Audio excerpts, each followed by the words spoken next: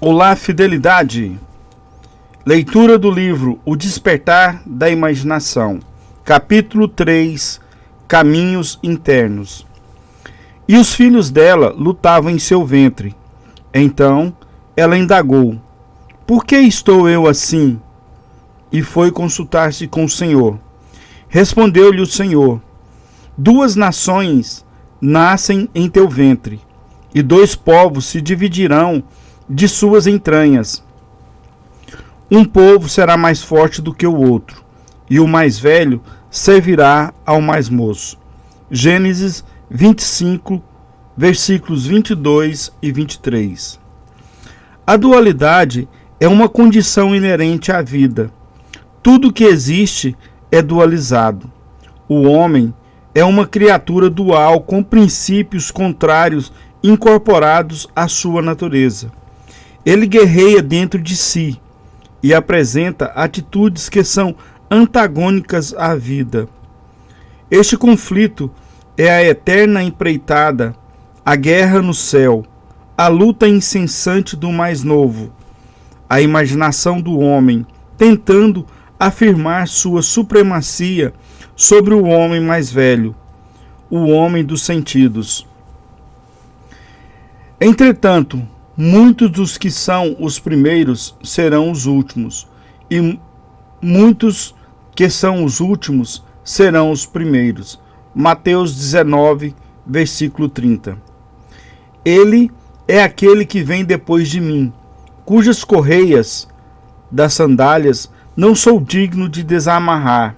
João 1, versículo 27. Assim, não foi o espiritual que veio primeiro, mas sim o natural. Depois dele, então, que veio o espiritual.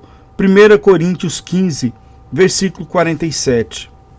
O homem começa a despertar para a imaginação no momento em que ele sente a presença de outro ser em si mesmo. Em suas entranhas se encarnam nações gêmeas, raças rivais desde o seu nascimento. Uma, o domínio, deve ganhar, e o mais jovem sobre o mais velho reinar. Existem 2 linhas distintas de pensamento, ou perspectivas do mundo que cada homem possui. A Bíblia se refere a estes 2 aspectos como o natural e o espiritual. Ora, o homem natural não recebe as coisas do Espírito de Deus, porque para ele são tolices.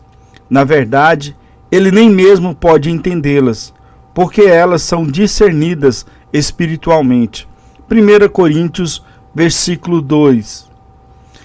1 Coríntios 2, versículo 14.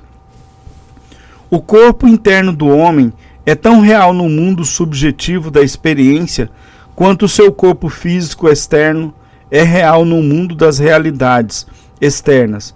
Mas o corpo interno expressa a parte mais fundamental da realidade do mundo, da experiência subjetiva. Este corpo interno existente do homem deve ser exercitado e dirigido conscientemente. O mundo interior dos pensamentos e dos sentimentos, ao qual o corpo interno está sintonizado, possui a sua própria estrutura real e existe em seu próprio âmbito infinito. Existem 2 tipos de movimento: o que está de acordo com o homem interno e o que está de acordo com o corpo externo.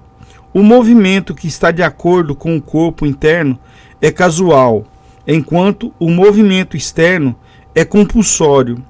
O movimento interno determina o externo, que é vinculado a ele, o que cria fora um movimento semelhante ao interno. O movimento interno é a força através da qual todos os eventos são trazidos à existência.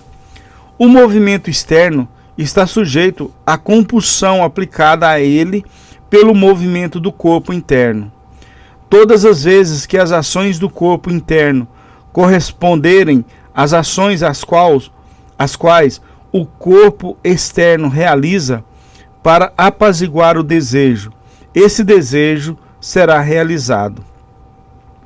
Construa mentalmente um drama que implique que o seu desejo está realizado e faça-o de forma que envolva os movimentos do seu ser. Imobilize seu ser físico exterior.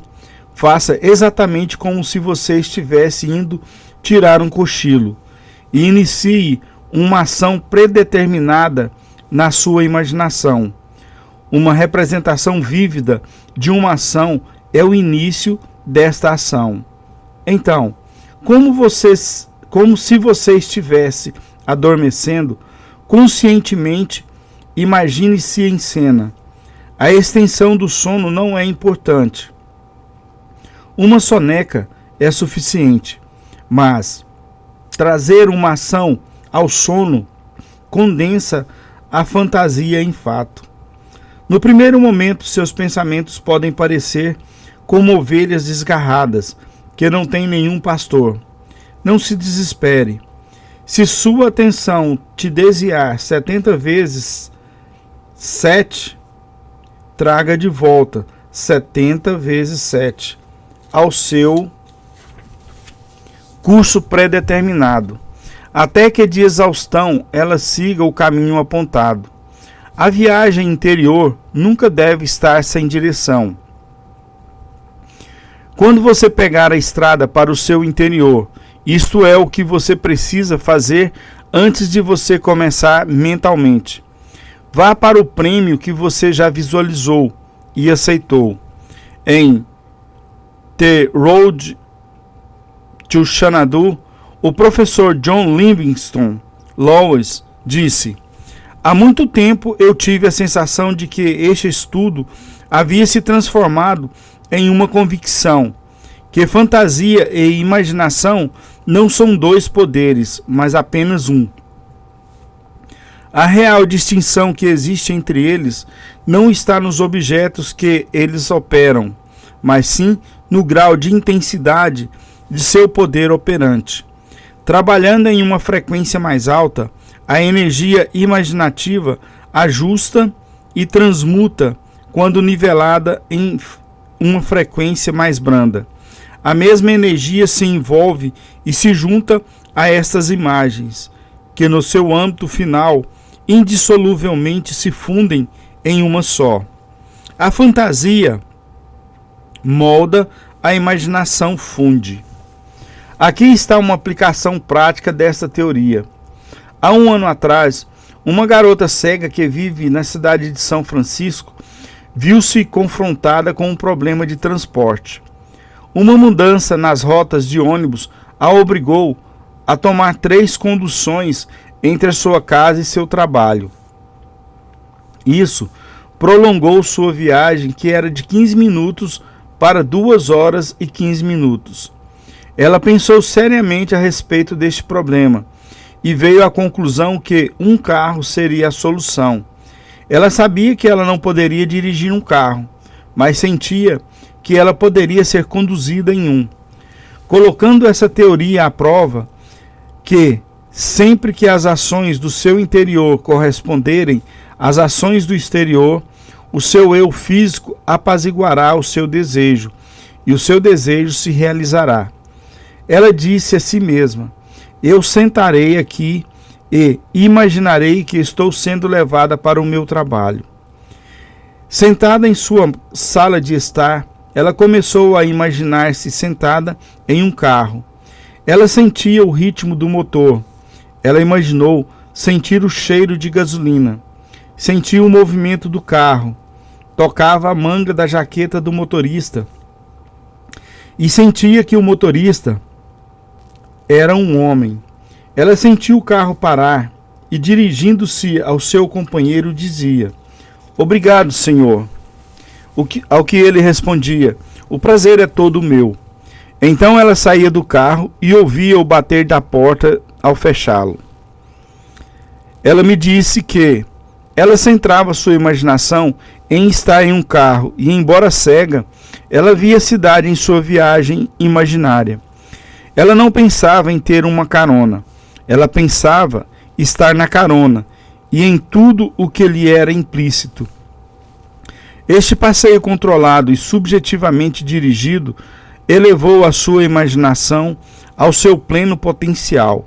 Ela manteve seu propósito mesmo sem antes saber que havia uma consistência intencional em sua ação interior.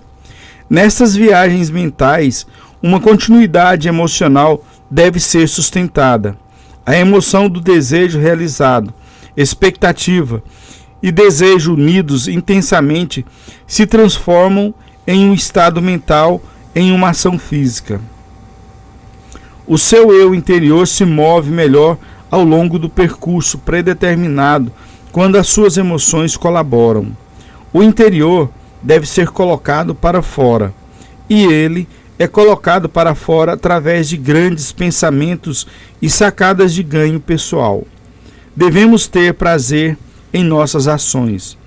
Por 2 dias seguidos, essa jovem cega pegou a sua carona imaginária, dando-lhe toda a alegria e o sentimento de realidade vívida. Poucas horas depois de sua segunda carona imaginária, uma amiga lhe falou de uma história que saiu no jornal da cidade. Era a história de um homem que ajudava pessoas cegas. A garota cega ligou para ele e lhe contou o seu problema. No dia seguinte, voltando para casa, esse homem parou num bar e, enquanto estava lá, sentiu o desejo de compartilhar a história da menina cega ao seu amigo, dono do bar, um total estranho. Ao ouvir a história, se ofereceu para levar a garota cega para casa, todos os dias. Então o homem que contou a história disse: "Se você a levar para casa, eu a levo para o trabalho." Isso aconteceu há mais de 1 ano, e desde aquele dia, esta garota cega tem sido levada e buscada em seu emprego por esses 2 senhores. Agora, em vez de gastar 2 horas e 15 minutos em 3 ônibus, ela chega em seu escritório em menos de 15 minutos. E no primeiro dia de sua carona ao trabalho, ela virou-se para o bom samaritano e disse: "Obrigado, Senhor." E ele respondeu: "O prazer é todo meu." Assim, os objetos de sua imaginação foram para ela realidades, as quais as manifestações físicas foram apenas testemunhas. O princípio definitivamente avivado foi a carona imaginária. Seu sucesso pode ter sido uma surpresa apenas para aqueles que não sabiam das suas viagens internas. Ela mentalmente viu o mundo pela perspectiva dessas caronas imaginativas, com tal clareza de visão que cada aspecto da cidade tomou identidade. Esses movimentos internos produzem movimentos externos correspondentes. Esta é a lei que opera sobre todos os aspectos físicos. Quem pratica estes exercícios de bilocação irá desenvolver poderes incomuns de concentração e quiescência, e inevitavelmente irá conseguir despertar a consciência e tomar dimensão do grande mundo interior, envolvendo-se inteiramente, vendo a cidade a partir do sentimento de seu pedido atendido. Ela alcançou o estado desejado e concedeu a si mesma aquilo que os homens que não despertaram pedem a Deus. Para realizar o seu desejo, uma ação deve começar em sua imaginação. Além das evidências dos sentidos envolvendo o movimento do seu eu interior, implicando na realização do seu desejo, sempre que uma ação do eu exterior for dada a apaziguar o desejo, esse desejo será realizado. O movimento de cada objeto visível é causado não pelas coisas externas ao seu corpo, mas por aquilo o que está dentro dele, que as operam de dentro para fora. Essa viagem acontece em si mesmo. Você viaja ao longo das rodovias do mundo interior. Sem um movimento interno, é impossível realizar alguma coisa. A ação interna é a sensação introvertida. Se você for mentalmente construir um drama que implique em você realizar o seu objetivo, feche os olhos e leve os seus pensamentos para dentro, centrando a sua imaginação o tempo inteiro nesta ação predeterminada. E participe desta ação, e você se tornará um ser autodeterminado. A ação interna ordena todas as coisas de acordo com a sua própria natureza. Experimente-a e veja que um ideal desejado, uma vez formulado, é possível, pois somente através deste processo de experiência você pode descobrir suas potencialidades. É assim que este princípio criativo é realizado. Assim, a chave para uma vida propositada é centralizar sua imaginação na ação e no sentimento do desejo realizado. Com tal consciência e tal sensibilidade, você gera e experimenta o movimento no mundo exterior. Ideias somente se tornam ações se elas forem sentidas, se elas despertarem um movimento interior. O movimento interno é condicionado à automotivação e o movimento externo pela compulsão. Todo lugar que pisares com a sola dos teus pés, eu te darei. Josué 1, versículo 3. E lembre-se, o Senhor teu Deus, que está no meio de ti, é poderoso. Sofonias 3, versículo 17. Encerramos aqui a leitura do capítulo 4 e eu te peço, se inscreva, compartilhe e, se possível, deixe seu like. E vamos fazer com que esse canal cresça para ensinar para aquelas pessoas que estão esperando acontecer algo de novo na vida delas. E você pode ser esse condutor. Obrigado.